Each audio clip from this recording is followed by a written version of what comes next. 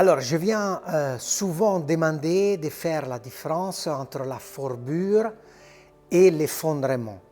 Ok? Donc, la fourbure, ça veut rien dire. Ça veut dire que le cheval il marche avec une douleur du pied, comme quelqu'un qui a fort bu. Donc, pour les Français, c'est plutôt du champagne et pour les Belges, c'est plutôt de la bière. Ça veut rien dire, c'est un terme ancestral, médiéval, mais les assurances, les confrères généralistes, ils continuent à utiliser ces termes. En anglais, c'est plutôt laminitis, donc inflammation des lamelles. Donc c'est plutôt reconduisible à la rotation par la séparation dermungiale des lamelles. Okay? C'est lié plutôt, moi je préfère l'appeler choriomyite lamellaire parce que c'est l'inflammation des lamelles.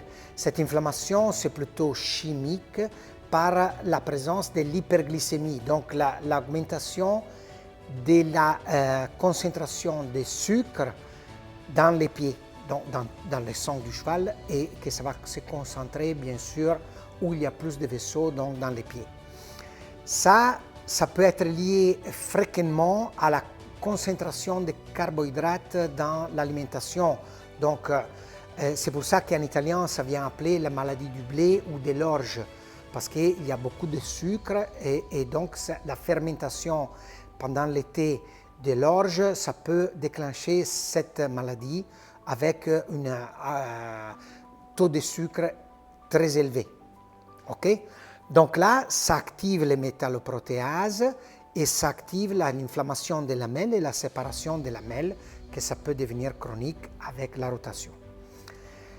À part ça, c'est très différent de l'effondrement, parce que l'effondrement sans rotation, c'est très immédiat sur la choriomyite lamellaire solaire et lamellaire aiguë. Okay? Donc dans les premières 72 heures.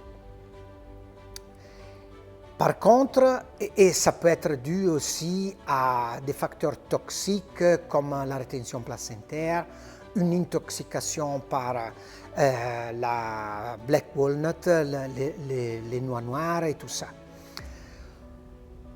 C'est très différent de l'autre effondrement très lent que c'est la chorionose. Donc c'est appelé normalement la fourbure des charges, mais ce n'est pas une inflammation des charges, c'est plutôt une compression prolongée du chorion qui devient bleu dans 2 semaines, gris dans 4 semaines, noir dans 6 semaines. Donc c'est comme mettre un garrot, comme les anneaux pour castrer les moutons, on met un anneau et dans 6 semaines, ça tombe.